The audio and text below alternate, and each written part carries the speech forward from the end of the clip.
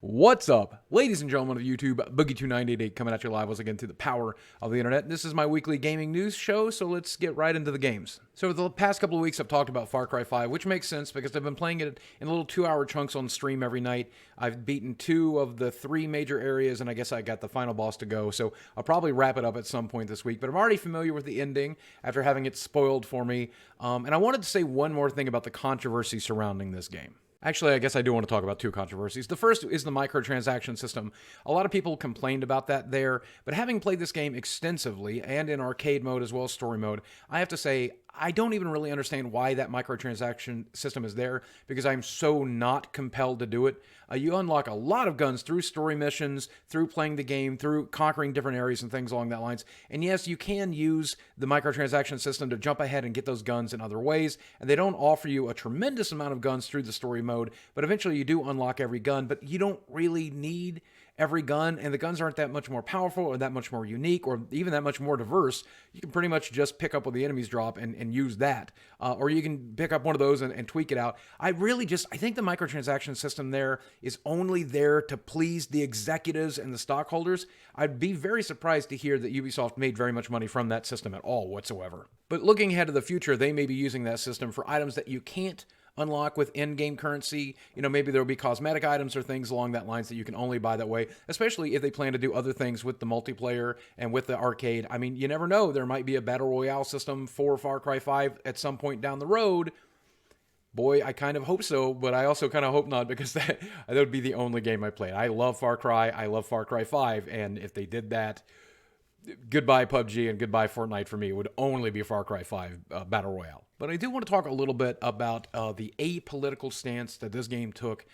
Specifically, this headline, Far Cry 5 is apolitical to the point of absurdity. And yeah, Far Cry 5 is very apolitical, regardless of the place that it took place in, regardless of the fact that you're shooting Americans and a militant Christian cult and all things along that lines. They are definitely not trying to make a statement with this game. This is very much just a video game. The game really does jump through some hoops to make sure they don't offend or upset anybody, which I think is okay. Obviously, that's Ubisoft's design here. They want to sell the game to as many people as humanly possible. They don't want to upset anybody. They don't want to cause a controversy. They don't want people hating their company or hating the franchise or hating the game. And so they just tell a fun and interesting story in the setting of a video game, and it plays like a video game story with a few interesting points and some really weird stuff happening, especially the ending. But overall, a fun game. It's just a fun game, and it's meant to be a fun game. And don't get me wrong, when it comes to video games and social statements or meaning or messages, I think it's absolutely welcome. I like those types of games. I enjoy those types of games. Hellblade is probably the last game that I played that really had a strong social statement, and I loved it. It was one of my games of the year from last year. However, I also think it's okay for video games to exist like Super Mario Brothers or things along that lines that are just video games for video games' sakes, or maybe just over-the-top crazy fun like Far Cry is designed to be, and I'm always welcome to that too. I think video games that allow me to escape the world around me are some of my favorite games. I do not mind a social message, but sometimes it's nice to escape that social message that we're fighting for every single day in life as it is. I never expect a Mario game to make me feel guilty about stomping on turtles. It's a bad thing to do, but we do it a lot in those games. And a lot of people have said when you go back and look at the announcement trailer for this game and the way that it was marketed, it does seem like a game with a very strong social statement. When I go back and look at that, it very much seems to be the game that they delivered, which is a Far Cry 5 game set in Montana, shooting militant Christian cult members, and that's exactly the game we got. But when you go back and look at the announcement trailer, it definitely is open to interpretation, and I think a lot of people expected something that this game just was never going to deliver, and I do think the marketing being left open to interpretation is one of the reasons for that. So I can't really blame people for expecting that, but at the end of the day, I don't think we should judge the game based on subverting your possible expectations. I think we should judge the game as it is, and as it is, it's one of the best Far Cry games in the series, in my opinion, and I've had a lot of fun playing it. The point that I'm making here is to say that I think it's absolutely okay if a big company like Ubisoft takes one of their franchises and pushes an agenda, pushes a message, teaches a lesson, does it subtly, does it by boiling the frog instead of pushing it in your face. I think all of that's okay, and had some of that been in Far Cry 5, the game might not have suffered for it. In fact, it might have been better for it and been rated better for it. But as it is, as a piece of popcorn entertainment, as a form of escapism, Far Cry 5 is one of the best games I've played in a really long time, one of the best games in the Far Cry series, and will probably be on my Game of the Year list. And it's okay if a video game doesn't teach you something, and I hope critics can continue to learn to respect that. Sometimes a video game is just escapism, and sometimes it's just fun. I don't learn anything playing Mario except how to jump on platforms and squash turtles, and that's okay because it's still fun, and video games are meant to be fun at its core. Even if it has a social message, it should still be fun. Yes, I do see what a missed opportunity it is for some people when they see this game take place in America and the current political climate with all of the gun violence and things like that going on. I get it. This would have been a great opportunity to talk about that, but you know what? It's also okay that they didn't, and it gave me a good 30 hours of gameplay in which I didn't have to think about that, because when I'm not playing video games, it seems to be like the only thing I think about or read about anymore. It was nice to have an escape. Now, this week's video has been sponsored by the folks over at the Verve app. Now, Verve is an app that has a tremendous amount of entertainment you can start watching right now by clicking on the link in the description box below and downloading the app, and I guarantee you're going to love it. Now, the cool thing about Verve is it's a one-stop shop for a tremendous number of online networks. You can get stuff from Crunchyroll, Funimation, Rooster Teeth, Geek and Sundry. It's all there under one place. And that means you can use the Verve app to get some of your favorite web shows or some of your favorite anime. You can get stuff like Dragon Ball Super. You can get that dubbed. Or you can do what I've been doing. I've been using it to watch Dungeons and Dragons shows and streams. I just finished up Harmon Quest, so I've now started watching Critical Role, and I'm loving it. We're talking 2 or 3 hours worth of entertainment in every episode, and it inspires me to run better D&D games myself. So do me a favor, click on the link in the description box below or go to vrv.co/boogie and start a free trial of Verve Premium. You'll get an ad-free viewing experience for the next few days, and when your free trial ends, it's only $9.99 a month. You can cancel it anytime, and you can start watching shows right now. So we all know that a PlayStation 5 is eventually coming, and we don't know exactly what it'll be or when it'll be released, but the current rumors floating around are saying that we could actually have a PlayStation 5 in 2018, and that this might be potentially announced at E3 this year. But I think we should definitely take that with a grain of salt. But let's talk about the source for a second. So there's a website called Semi-Accurate, and they have an article up that's supposed to detail the PlayStation 5.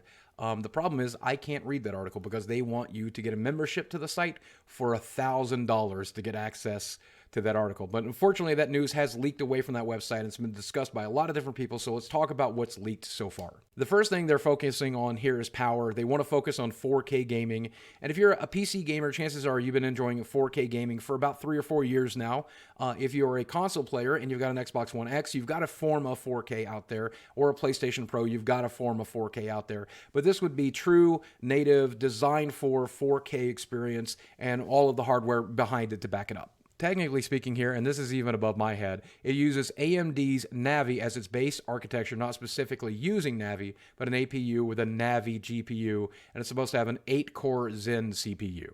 It's also supposed to be built from the ground up to keep PlayStation VR in mind, so that probably means no annoying little switch box setting next to your PlayStation. It should probably have everything built right in, which makes a lot of sense because PlayStation has moved over 2 million PlayStation VR units. They have the best sales of any VR platform, and overall, I mean, basically they are the VR guys, which I'm pretty proud of. I use my PlayStation VR more than I use the other 2 devices I have in the house. In fact, I think this is pretty much the only one I use. But again, for those of you who are not interested in VR, I don't think it'll ship with it or anything. I don't think they're going to pull a Microsoft and bundle VR with it and make you pay extra for it like they did with the Kinect. I don't think that's going to happen. And one of the reasons that they are speculating this would be a 2018 release is because it looks like several developers already have a prototype and development console in-house. So maybe even the folks over at CD Projekt Red who've said that Cyberpunk 2077 will not appear on the PlayStation 4 or this generation. It's going to wait till PlayStation 5.